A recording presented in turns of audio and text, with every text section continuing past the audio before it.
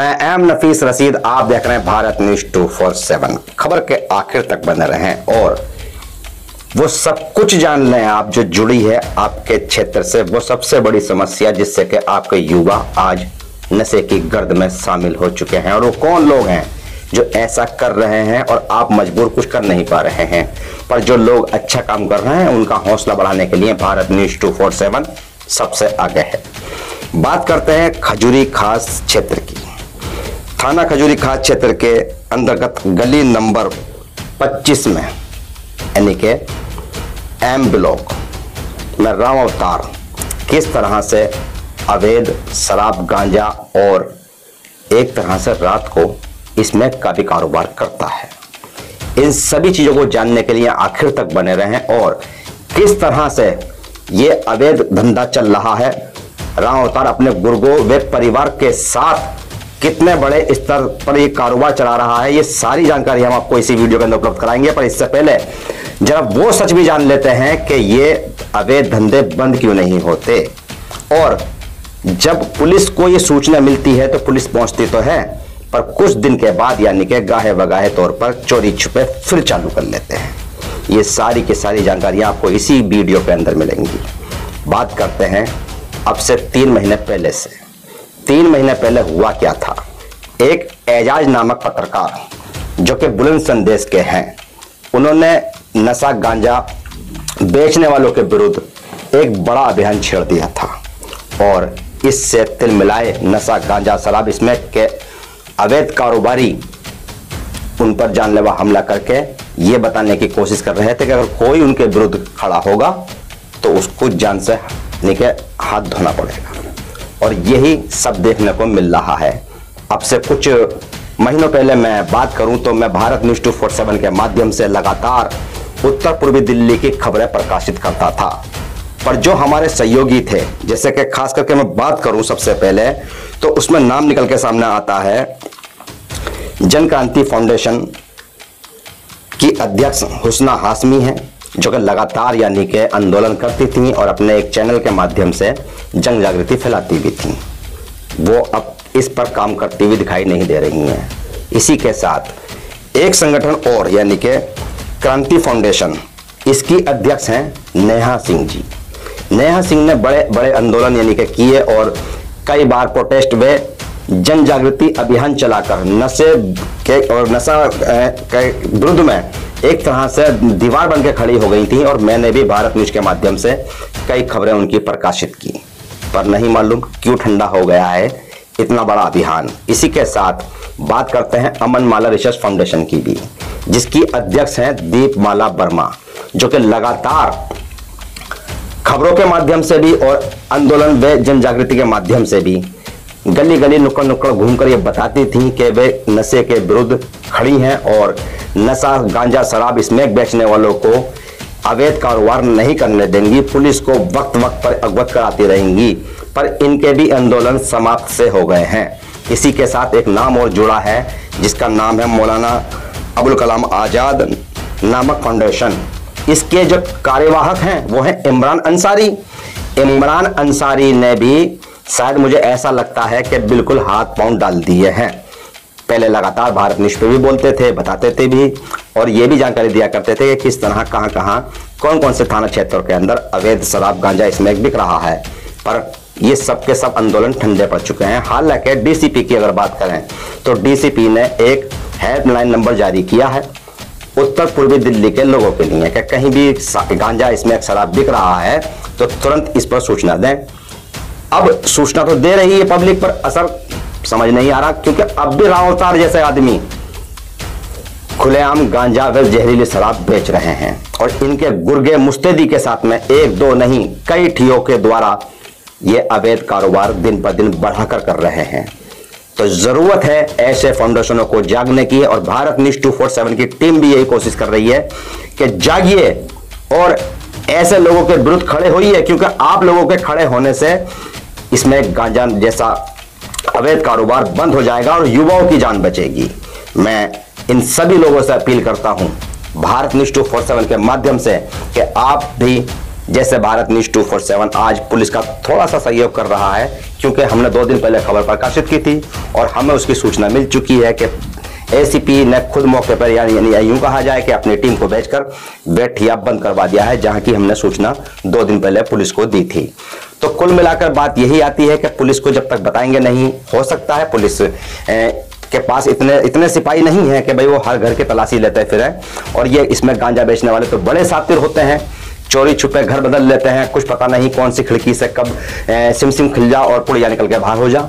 तो कुल मिलाकर जागृति अभियान बड़े स्तर पर चलाने की जरूरत है, डीसीपी की आंख नाक कान बनने की जरूरत है, दिल्ली पुलिस का सहयोग करने की जरूरत है। हमारा सहयोग बहुत से क्षेत्र निवासी कर रहे हैं और हमारे स्टिंगर वक्त पर पहुंचकर ऐसी वीडियो बना रहे हैं और हम दिखा रहे हैं भारत न्यूज के माध्यम से कि यहां बिक रही है गांजा और शराब। आइए देखते हैं राम अवतार की यह रिपोर्ट।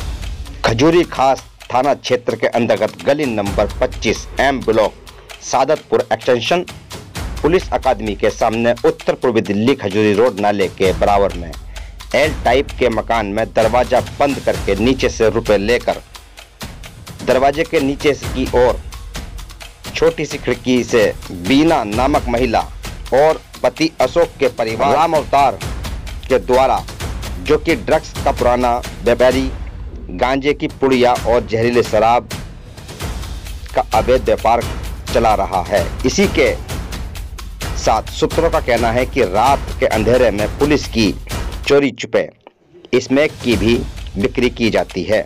सूत्रों ने बताया है कि वीडियो में जो लोग खड़े हुए हैं ये इस प्रकार की सभा कर रहे हैं जैसे कि चूहा बिल्ली के विरुद्ध एक सभा करते हैं। बिल्ली के गले में घंटी कौन डालेगा, यानी कि राम अवतार के जो परिवार के लोग इस मकान में नशे का व्यापार कर रहे हैं, इनके विरुद्ध वीडियो में खड़े लोग आपस में विचार कर रहे हैं कि इस नशे के व्यापार से कैसे छुटकारा मिलेगा। आप देख सकते हैं कि एक तरफ ये लोग खड़े हैं और दूसरी ओर मेरा स्टिंगर आज वीडियो बना रहा है और गांजे की पुड़िया खरीद रहा है, परंतु इन लोगों की हिम्मत नहीं कि लोग इस नशे के व्यापार के विरुद्ध एक शब्द बोल दें। कारण क्या है? कारण बताया जा रहा है कि इनकी क्षेत्रीय पुलिस कर्मियों से बहुत अच्छे से संबंध की वजह से ये किसी के साथ भी मारपीट कर देते हैं, उल्टा मुकदमा इन पर ही दर्ज हो जाता है। सभी जानते हैं कि लगभग 3 महीने पहले बुलंद संदेश न्यूज़पेपर के पत्रकार एजाज अली को इसी बात को लेकर प्लानिंग के तहत गाड़ी रोककर मारपीट करी और रुपये एवं मोबाइल आदि छीन के लिए। इसके बाद उनका अपहरण करके करावल नगर थाना के बराबर में एक बाउंड्री के अंदर ले जाकर पीटा गया था।